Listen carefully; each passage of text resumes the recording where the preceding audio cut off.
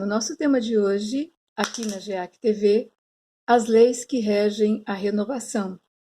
Teremos conosco Cristiane Reis, Joaquim Tomé de Souza, Euzi Nascimento e nós.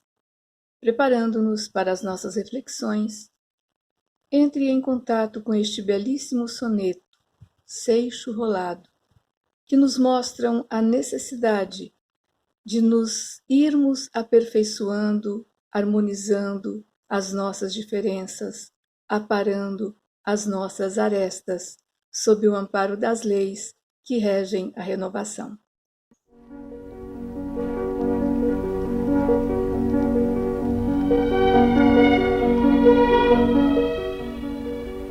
Eu era uma pedra cheia de arestas, de pontas agudas que feriam os que me tocavam. Mas as minhas lágrimas e os pés que me pisaram desbarataram minhas saliências, abateram minhas quinas e as agulhas. Hoje, quando apalpo meu ser com as mãos da consciência, não me reconheço no passado. Como estou diferente. Sou um seixo rolado, polido pela dor. Obrigado, Senhor.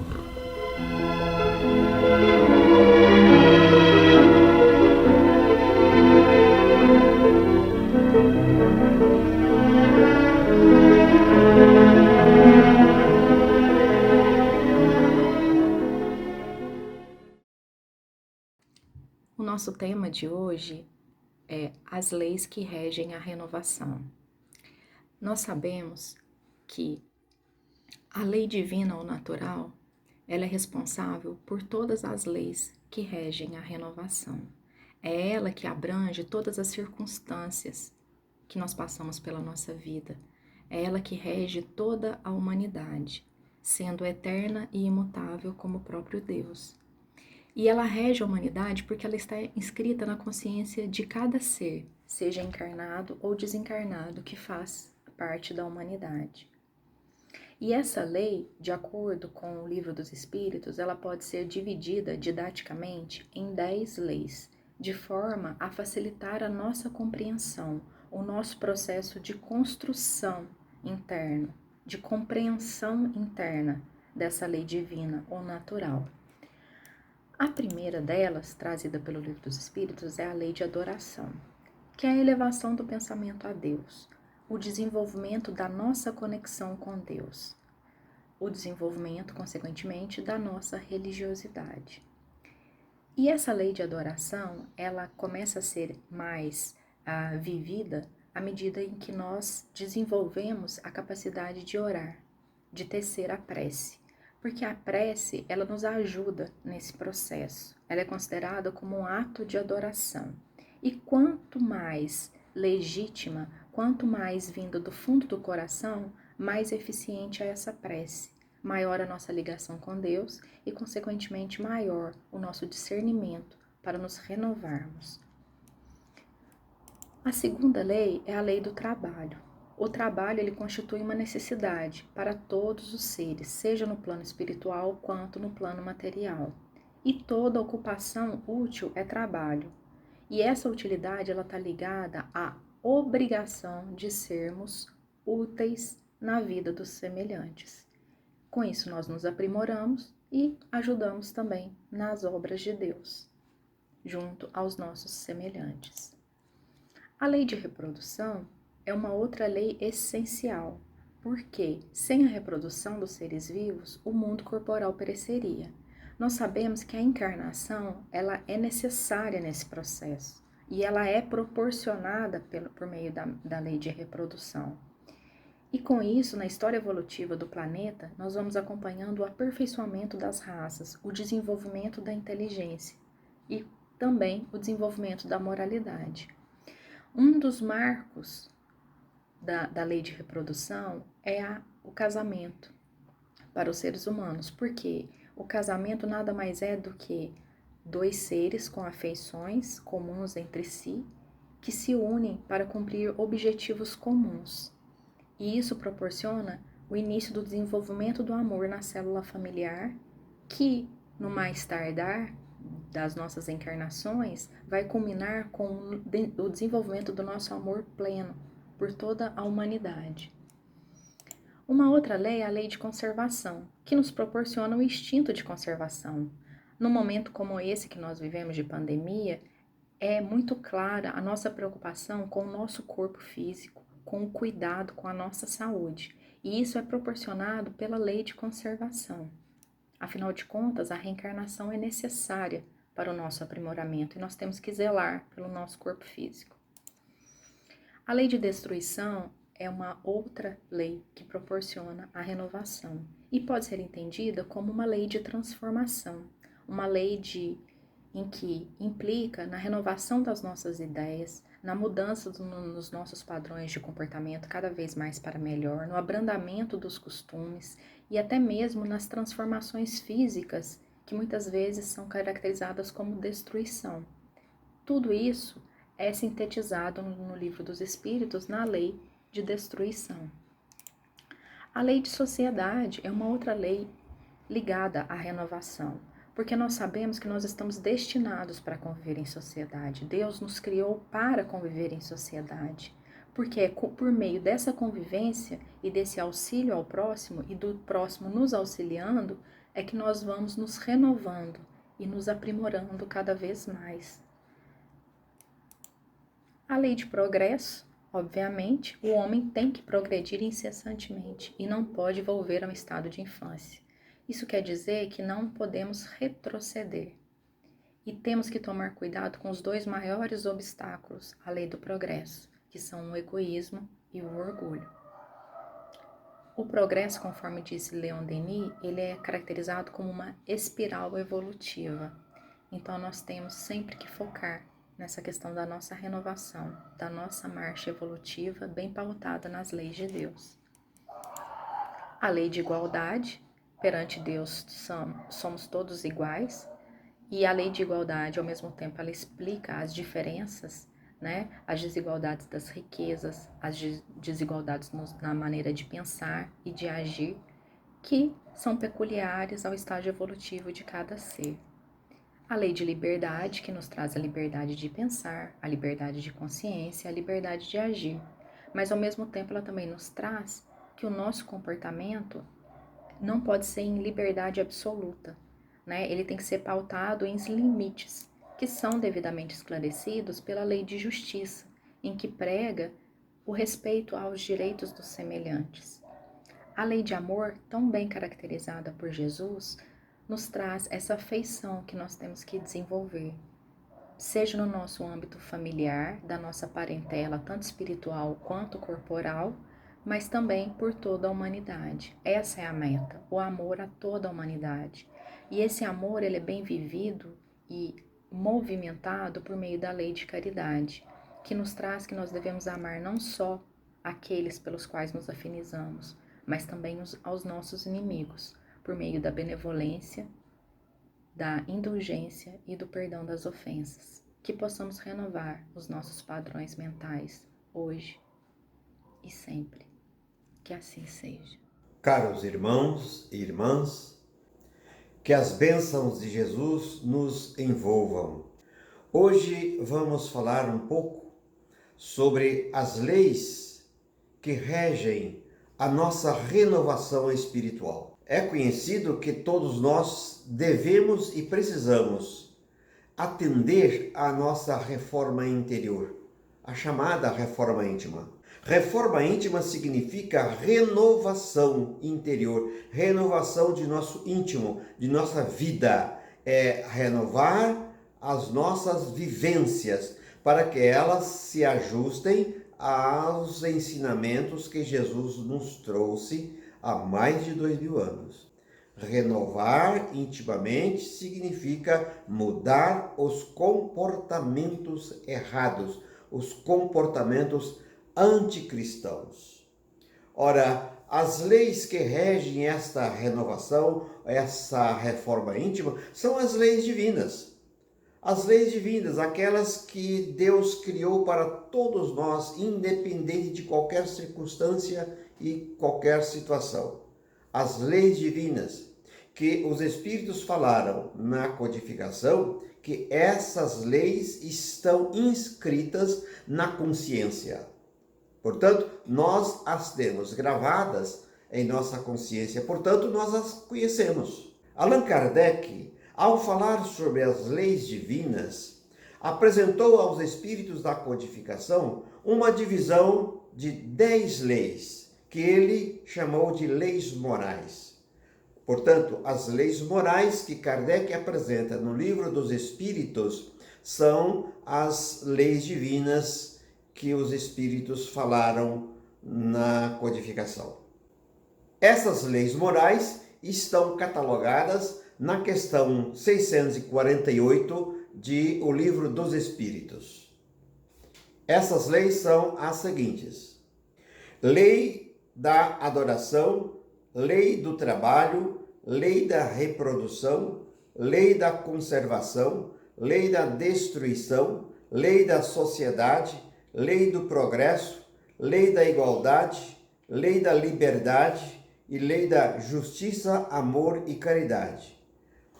Esta última lei, lei da justiça, amor e caridade, os próprios Espíritos falaram a Kardec. Esta é a mais importante das leis morais que você está nos apresentando. A meta da nossa perfeição, que é relativa, porque a perfeição absoluta só é a de Deus, a nossa meta é aproximarmos-nos de Deus. Obedecendo às leis morais ou às leis divinas, nós vamos nos aproximando de Deus. Para alcançarmos esse objetivo de nos aproximarmos de Deus, vamos lembrar do Evangelho de Mateus, lá no capítulo 5, versículo 48, quando ele nos fala: portanto, sede vós perfeitos, como perfeito é o vosso Pai. Não quer dizer que nós seremos tão perfeitos quanto Deus. Essa perfeição, para nós, espíritos, é relativa, porque só Deus é perfeito. Mas precisamos nos aproximar de Deus cumprindo as suas leis. Isto é que quis dizer Mateus nesse capítulo. Também, lá no Evangelho segundo o Espiritismo, no capítulo 17, no item 2, nós temos um recado de Kardec. A essência da perfeição é a caridade na sua mais ampla acepção, porque implica a prática de todas as outras virtudes. Nós frisamos esse texto na mais ampla das acepções, porque não só isso implica no cumprimento e na vivência das outras virtudes, mas especificamente há 2 ensinos de Jesus que são fundamentais para nós. São aqueles relacionados ao amor, que devemos amar aqueles que nos amam. Isso é natural. É muito fácil amar a quem nos ama, mas que é mais difícil, e que Jesus frisou isso bem, tanto no Sermão da Montanha, quanto nos seus ensinos: amai os vossos inimigos. Veja, amar aqueles que nos amam e amar aqueles que não nos amam. Estas duas condições implicam na mais ampla acepção da palavra caridade. É isso que nos levará a nos aproximarmos cada vez mais de Deus. Também, na questão 886 de O Livro dos Espíritos, na codificação, os Espíritos perguntaram a Kardec: qual é o verdadeiro sentido da palavra caridade que a entendia Jesus? Como a entendia Jesus? E os Espíritos responderam com a seguinte assertiva: benevolência para com todos, indulgência para com as imperfeições dos outros e perdão das ofensas. Para Jesus, isto é caridade: indulgência, benevolência, indulgência e perdão. Benevolência para com todos significa amar a todos indistintamente, fazer o bem a todas as pessoas, fazer o bem, vontade de fazer o bem. Indulgência, aceitar os outros como eles são, não impor nossa vontade sobre os outros. Indulgência para com as imperfeições alheias significa também não julgar os outros pelas faltas que eles cometem. E perdão das ofensas. Perdoar as ofensas não significa esquecer o que foi feito, esquecer somente. Não. Perdoar as ofensas significa que você, ao lembrar dessas ofensas, não sofrer, não ter mágoa, simplesmente amar aquele que lhe fez mal. Amar aquele que lhe fez mal. Isto, portanto, significa reajustarmos-nos aos ensinos de Jesus. E vamos lembrar da belíssima assertiva que Kardec colocou no capítulo 17 do Evangelho segundo o Espiritismo. Reconhece-se o verdadeiro espírita pela sua transformação moral e pelos esforços que emprega para domar suas más tendências. Vamos lembrar que verdadeiro espírita significa verdadeiro cristão, porque ser espírita é ser cristão. Então nós precisamos entender isso.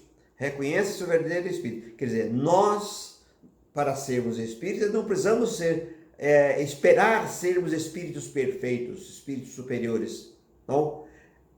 Nós somos reconhecidos como espíritas ou como cristãos pelo esforço que realizamos em domar as nossas más tendências. O que quer dizer isso? As más inclinações, aqueles defeitos morais que trazemos de outras encarnações. Isso são as más tendências, porque quando aqui reencarnamos, as nossas imperfeições do passado tendem a serem reproduzidas nessa vida agora. Tendências do passado, más tendências do passado. Então é corrigindo isto que iremos realmente ser verdadeiros cristãos. Esse esforço é ser verdadeiro cristão ou verdadeiro espírita. Por isso, para que possamos renovar internamente a nossa vida, renovação interior, vamos viver a caridade na sua mais ampla acepção. Muita paz.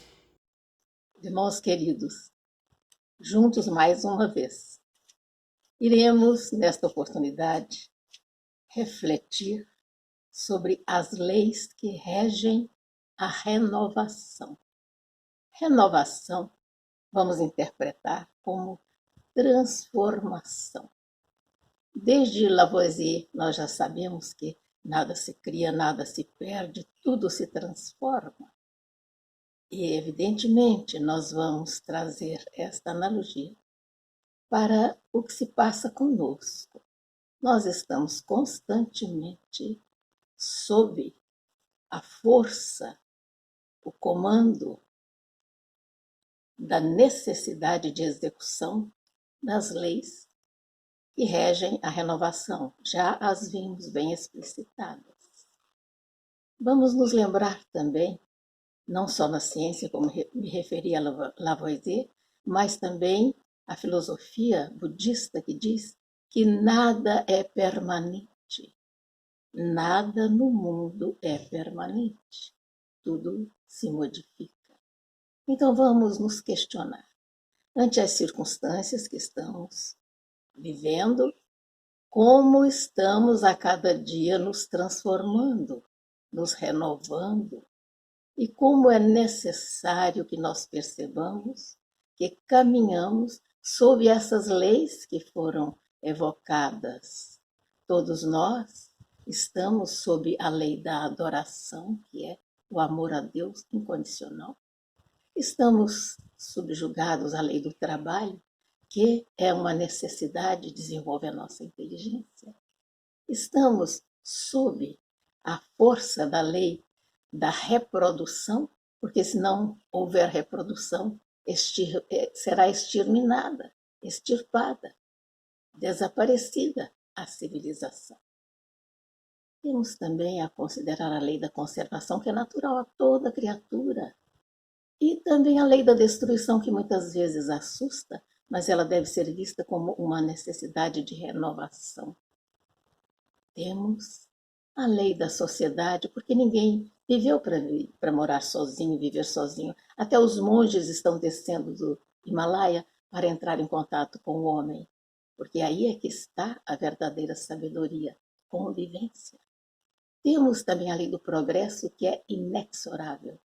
Nada segura o progresso. Temos a lei da igualdade, que é aquela lei que nos dá a certeza que, ante Deus, todas as criaturas somos iguais. E a lei da liberdade, a responsabilidade enorme nossa, que é lei da ação e reação e do livre-arbítrio. E a maior de todas, a 10ª, a lei de amor, justiça e caridade. Então, estamos já bem informados nesse aspecto e agora nós vamos falar um pouquinho sobre os meios que Deus faculta a todos os homens para conhecerem as suas leis. Todos. Seja em que latitude, seja em que hemisfério, seja em que ambientação, seja de que etnia, todos nós, a todos os homens, facultou Deus os meios de conhecerem a sua lei. Muitos a conhecem, mas não a compreendem. Outros a compreendem, mas não a põem em prática. Outros a ignoram e outras pessoas fazem as suas próprias leis.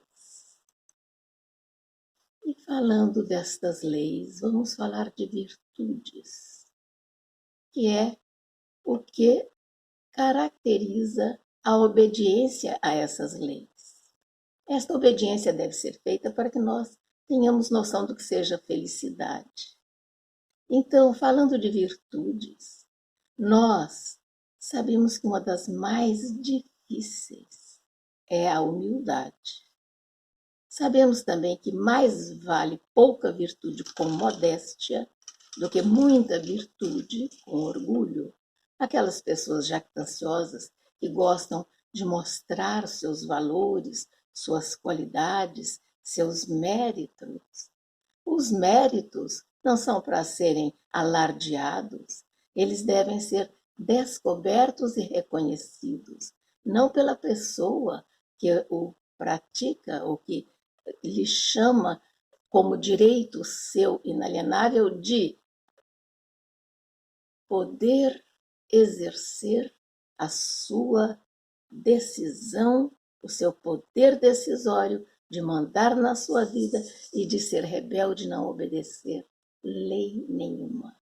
Mas, assim agindo, estará bastante longe da possibilidade da vivência da felicidade, que é uma construção pessoal. Nós sabemos também que as pessoas orgulhosas, que ficam exibindo a autoridade que possuem como se fosse uma propriedade delas própria, adquirida por direito. Não é assim. A autoridade nos é conferida como grande responsabilidade do que temos que fazer e como agir em relação à nossa conduta e ao sentido que dermos à nossa vida. Nós sabemos que a autoridade, tanto quanto a riqueza, é uma delegação de que terá de prestar contas àquele que se acha dela investido. Isso é muito difícil para o homem, porque o homem acha que tudo é conquista sua, tudo é valor seu, tudo é reconhecimento da sua maior valia e fica bastante longe da humildade, que é o que estamos vendo o lava-pés, Jesus lavando os pés dos seus discípulos. E ainda admoestou Pedro, que queria se recusar ao ato, mas ele disse: não, é importante que todos sejam experimentados nesta atitude, porque no reino de Deus o menor será o maior. Queremos agradecer a sua atenção e que nós possamos refletir, não só refletir. Tomando conhecimento, vamos tentar compreender, meditar e vivenciar estes ensinamentos que com certeza nos trarão imensa felicidade. As leis que regem a renovação são as leis divinas ou naturais, conforme já vimos na colocação de nossos amigos. E isso tem para nós um significado muito importante, porque não estamos à deriva no concerto dos mundos. Não estamos sozinhos ante o nosso projeto de evolução solidária, porque ninguém caminha só neste mundo de Deus. Todos nós entendemos que há uma vigência dessas leis. E onde é que elas se encontram? As leis divinas estão grafadas na consciência humana.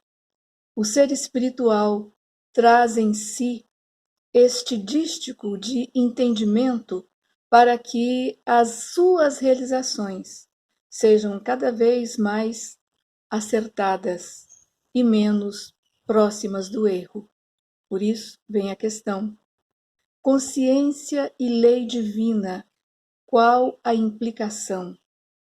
Nós encontramos esta reflexão na questão 621A de O Livro dos Espíritos.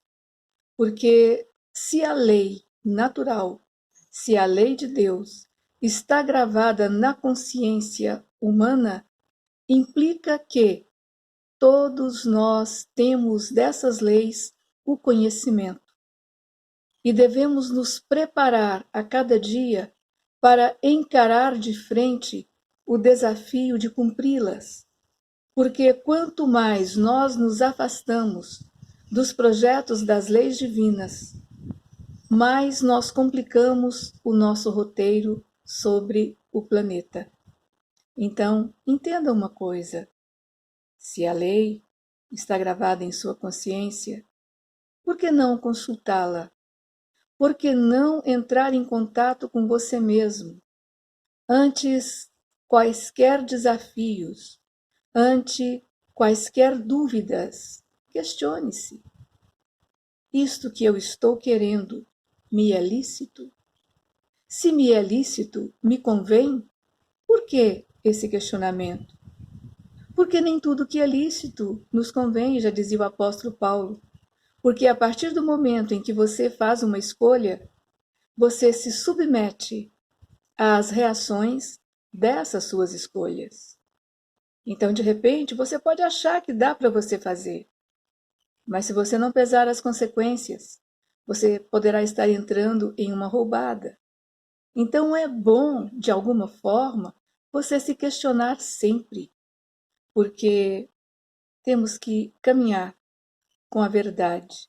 Se Jesus é o caminho, a verdade e a vida, temos que entender: a verdade é como a luz. O homem precisa habituar-se a ela. Uma luz muito forte, ela pode enceguecer. A luz bruxuleante muito fraca, ela não clareia o suficiente. Então, em relação à verdade, a proposta é a mesma. Devemos ir devagarinho nos habituando a ela, a vigência da verdade em nossas vidas, o que ela pode nos trazer de bom e como é que nós, como seres humanos pensantes, podemos nos adequar a essa gestão da verdade em nossas vidas. Porque andar com a verdade é andar passo a passo com as leis que regem a renovação. Porque não adianta fugir disso. Vai chegar um momento em que todos nós, tenhamos crença ou não, sejamos materialistas ou espiritualistas, não interessa. Chegará um momento em que todos nós estaremos em uma condição única, aquela que vem parear as nossas diferenças. Sabe qual é? O túmulo. O túmulo é o ponto de reunião de todos os homens. O túmulo é o ponto de reunião de todos os homens. Isto é o que ele nos traz na questão 824, em O Livro dos Espíritos. Então veja bem, se o túmulo é o ponto de reunião de todos os homens, ali nós estaremos em contato com a nossa própria consciência, que é onde está grafada a lei de Deus. Quando nós retornamos para a continuidade da vida, quando nós alijamo-nos das ilusões da nossa materialidade, nós verificamos que, como espíritos imortais, a jornada continua e não dá para brincar em serviço. Seja qual seja a nossa crença, a vida continua. E nessa transição, nós entendemos que, ao retornar à realidade da vida espiritual, o questionamento nos atinge de uma forma, por vezes, brutal, porque nos leva de encontro à nossa própria consciência.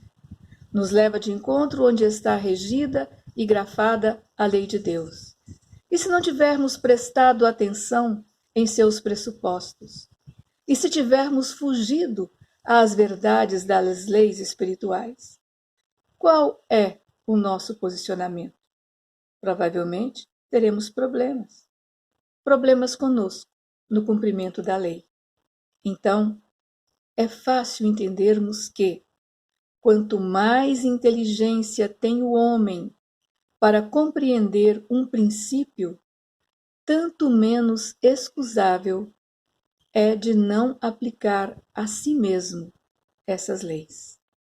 Então, quanto maior a inteligência, quanto maior o domínio, quanto maior a percepção das realidades, maior o comprometimento do ser humano de ter para com ele mesmo a aplicação desses princípios, dessas leis universais que regem o mundo, que regem o ser, que regem as vidas, que regem as organizações planetárias, que regem o universo e garantem o equilíbrio em todos os quadrantes da vida. Portanto, saibamos entender a importância, a necessidade de estarmos conscientes e adequar a nossa vida às leis que regem a renovação. Até a próxima.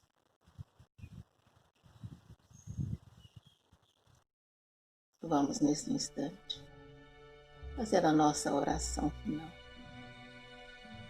Convidamos a todos para conosco visualizarem a figura amorável da Mãe Santíssima, Mãe de todas as criaturas, Mãe de Jesus. Vamos lhe dizer como vibração da nossa alma: Ave Maria, cheia de todas as graças. O Senhor é convosco. Bendita sois entre as mulheres. Bendito é o fruto do vosso ventre, Jesus. Santa Maria, Mãe Santíssima do Salvador, rogai por nós, pecadores, agora, em toda a nossa vida e na hora de nosso retorno à pátria espiritual.